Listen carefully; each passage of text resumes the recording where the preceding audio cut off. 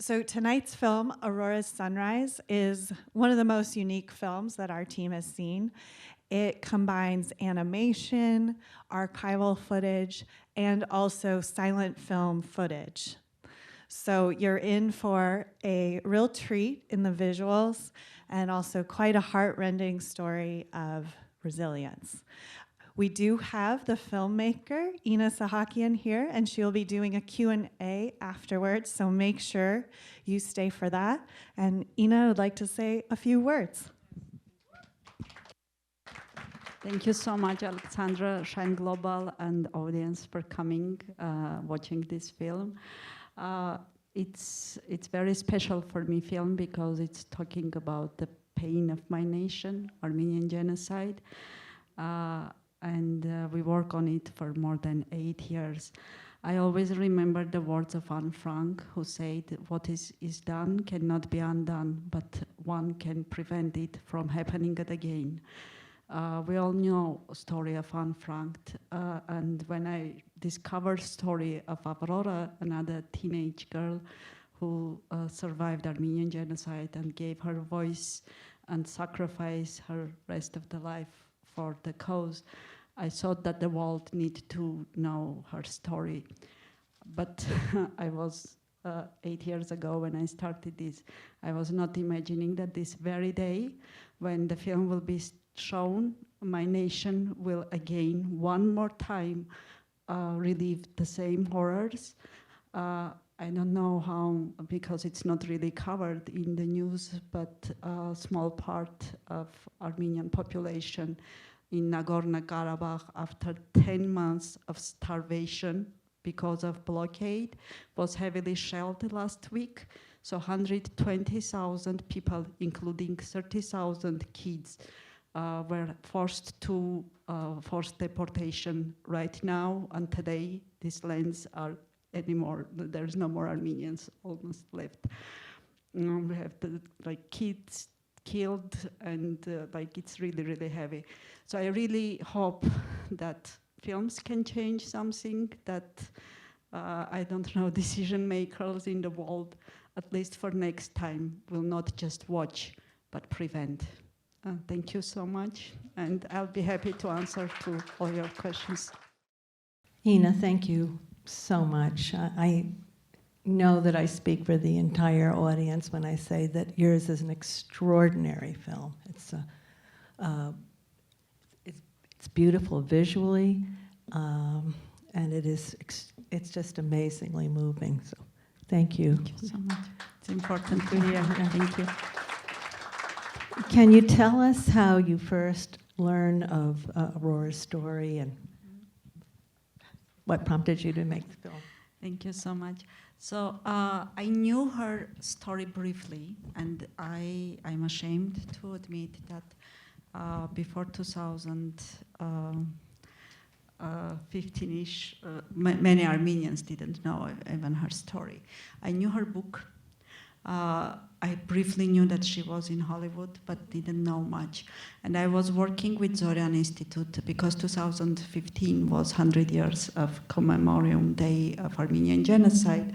And I was working on another project and was going over. Zorian Institute is Canadian-based human rights institute, and they have recorded more than 700 testimonies with genocide survivors in 1980s. And I was going just to choose for other project. And then they suggested me also to watch Aurora's testimony, and I was really shocked because it was very different. And she was so strong, she was such a storyteller as an old woman, and her story was mind-blowing. And then I basically said, okay, we need to make this film. And I honestly never thought that I will make ever a film about Armenian genocide, because it's a very heavy topic for me. And also, it's very dangerous to touch that topic being Armenian, because you can always be very sensitive, oversensitive. And also, by the time that I became a filmmaker, most of the survivors already were gone. So I also never thought that I will find character, but I find her through these tapes. So, yeah. And how were you able to find Auction of Souls, a copy of that? Auction of Souls was found basically in 1994, and it's again another story for a feature-length film, honestly. So all copies were considered lost.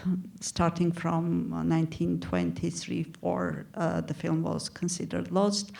There are several reasons. Most likely time played its own role, because if we all know if these reels are not kept correctly, they are being destroyed with time. But also there is theory that Turkish lobby was also like looking and destroying them. But like in 1945, from France, it's a long story, I'll try to tell short. French cinematographer, he found the full film in one of the archives of Marseille, in old cinema, even not archive, and he tried to bring the film together with him to Armenia when he was repatriating to Armenia. He was a genocide survivor ancestor. So, and somehow the film was lost on the way. Nobody knows, like either the ship was floated or only one reel he was able to save and bring. But the reel had other name, because he didn't know that this is Auction of Souls. He never heard about the film, so he just labeled it Desert, the name of the desert. And that tape was staying in Armenian National Archive as Desert, and nobody knew what is it. And only in 1994, another scholar doing research recognized that this is footage of Auction of Souls. So since then, that footage was digitalized and was available even online. If you search now, you will find pieces, but very bad quality, like super bad, like from wall recorded. So we get access, totally rescanned, restored, and bring it back. What a fortuitous discovery. That is amazing. Well, these are the Children's Resilience in Film Awards, and I think we can all agree that Aurora qualifies as an extraordinary, resilient person.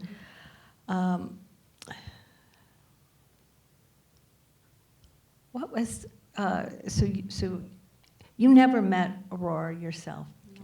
And Sadly, no. yeah.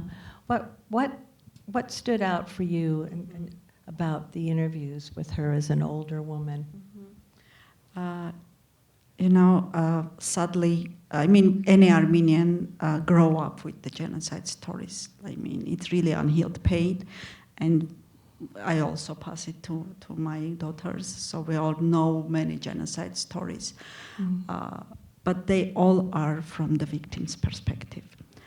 Because, and sadly, even now, like current genocide that I was mentioning, we again are from victim's position. And I always thought that if telling story, it shouldn't be told from the victim's perspective.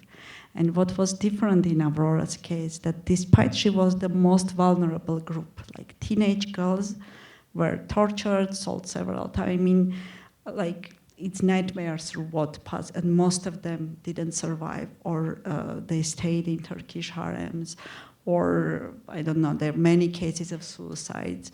So somehow, like, Aurora always, like, she's a personality that she never gave up, despite being like young and like basically without any weapons or etc. But she always found solution to survive and to move on, and not to agree with the reality. Like in the harsh reality of genocide days, and also later on in the US with the Hollywood.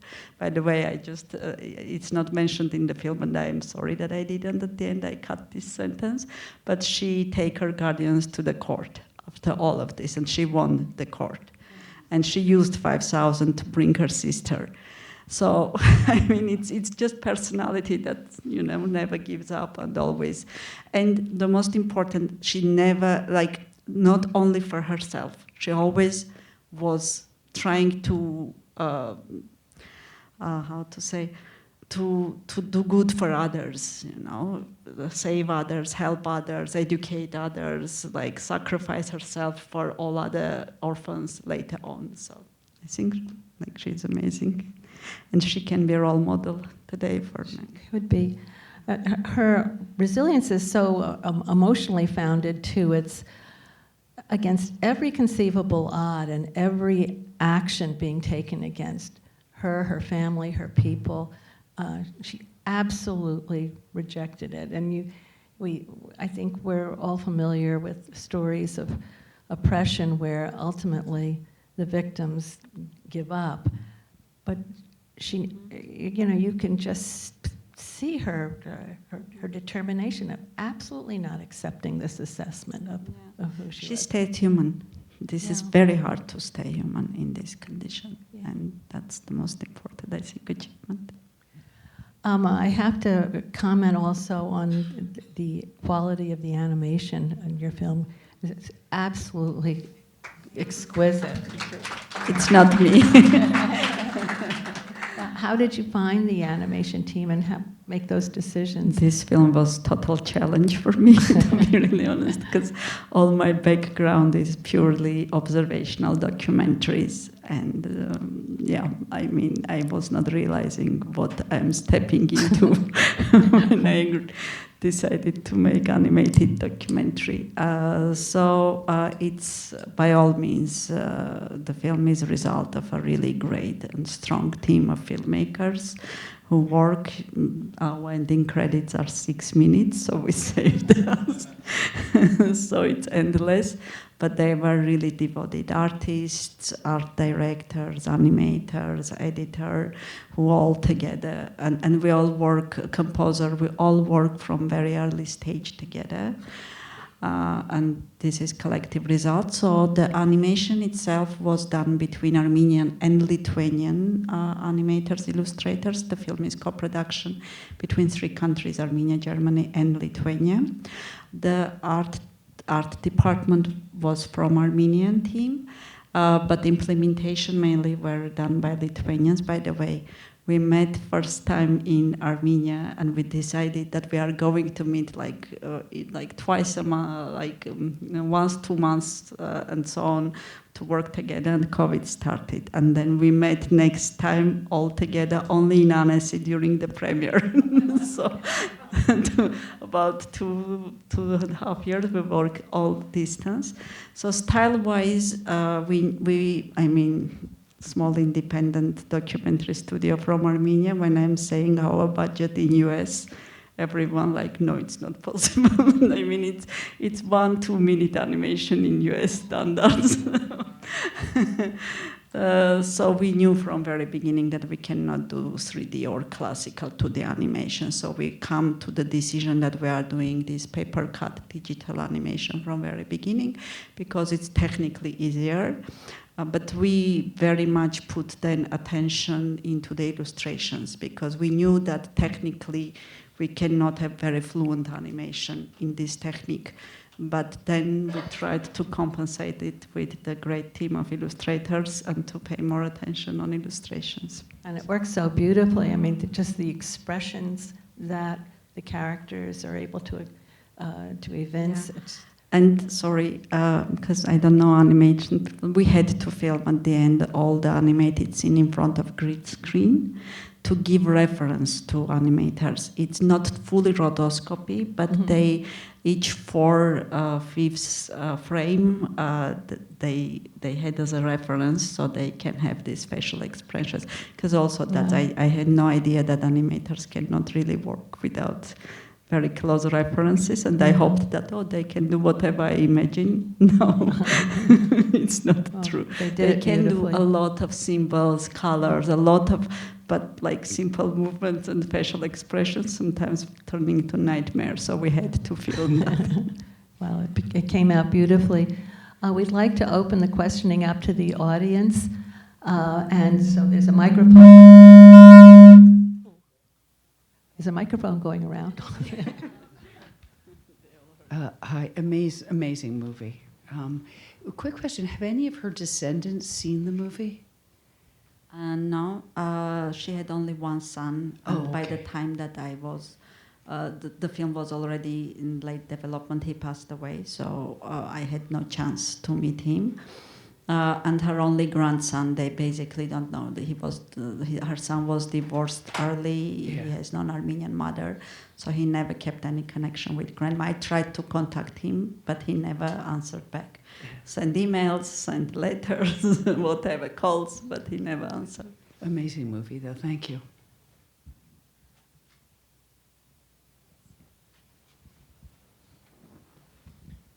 First off, congratulations. That's an incredibly phenomenal and powerful film. Thank you. I think understanding what inspired your decisions to tell the story in a way that you can't really describe as documentary or scripted, or it is an incredible combination of different things. I'm just so curious how that process came to be. Did it come as you were making it, or did it come beforehand in a very clear way to you? Thank you. Yeah, it's all together. I had, again, as a documentary filmmaker, I had to write a full fiction script, which was again new for me. Some decisions were from very beginning. Some, for example, when I just started, I was thinking that I will have historical information card or some historical footage just implemented to give more background, which I drop later on, because I understand that it's better, like, to tell, like, they were taking away from her story. So these kind of decisions, of course, were made during the process, but from very beginning, I had the decision that I am using testimonies. That was basically key decision, and because I wanted her to tell her own story. I wanted viewer to see and feel her, and the first decision was to choose the parts that I knew that are gonna be on the screen. So after that, of course, comparing with Auction of Souls, the parts that are matching. By the way, important for me to mention, Auction of Souls is quite different from the story that she is telling. It was made in the basically propaganda Hollywood time, and it has a lot of this Americanized elements, so I never used none of those. So in the places that they were matching to her oral testimony, and the rest filled with animation. So basically the key structure was the testimonies. Testimonies direct what and how the story, and of course a lot of artistic license and a lot of things that you need to find solution how to solve, but basically these three main mediums.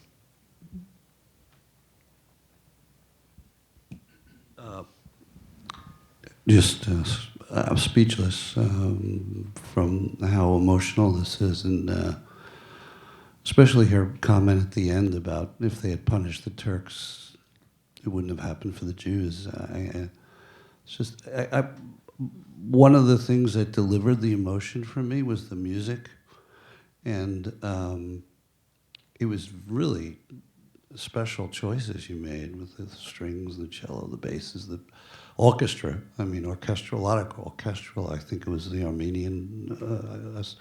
But how did you make that choice? Because that really delivered a lot of emotion. Thank you so much. I was lucky again to work with a great composer, German composer, Christine Afterhaar. She was also part from German co-production team. And she again joined us very early. To be really honest, we tortured her. She wrote about 60 like music pieces, and we were changing editing or animation wise, because she started to work when we had animatic kind of storyboard cut. And then with animation, the music was, the lens was changing, so she had to change it again. So, I mean, that was very heavy times for Christine, but she was very much devoted, and it was very emotional for me when she read the script and watched the storyboard, and then she called me and said, I mean, and I want to apologize that Germans were also guilty for this genocide. She didn't know that, and she was very touched and very devoted working. But of course, she worked also with two Armenian composers and some pieces where she was not able to have these harmonies, which are purely Armenian. For example, photo scenes, real documentary photo scenes. We work with Armenian. I mean, she cooperated with Armenian composers.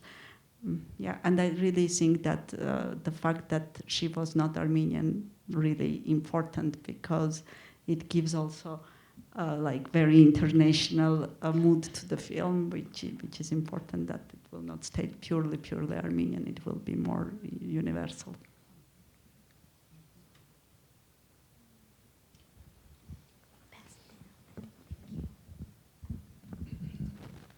Congratulations, just absolutely brilliant. Unfortunately, the victimization of women in war continues and goes on, and I'm curious, because of the strong message it gives on so many levels, what's your plan for distribution and having others see the film? Thank you so much. We premiered in Annecy in 2022, so it's already 1 year. The film is traveling to festivals, so still we are in the festivals right now, about 10 festivals still going on. So that's first. We do have French distributor attached to the film, like sales agent, and in US we are already working with PBS. And the film will be in PBS in the end of October. We are right now in a theatrical run, small theatrical run, because it's very tough. It's so interesting when I'm going, and I'm traveling right now. I came from Ann Arbor, where we opened the film yesterday, and next door is playing Barbie. So it's very, very, very tough to compete with Hollywood and with all other big films that are in the cinemas. But we are about in 20-25 cities theatrical. If you go on our website, we're still playing. And yeah, later on, I don't know. We don't have big distributors, sadly, attached. I mean, we tried to approach, but I was happy that at least PBS will take it, so it will have wide television. Well, and the great thing about PBS too is that will plug you into their educational distribution. Yes, and they also do educational distribution, and it's on POV series of PBS. So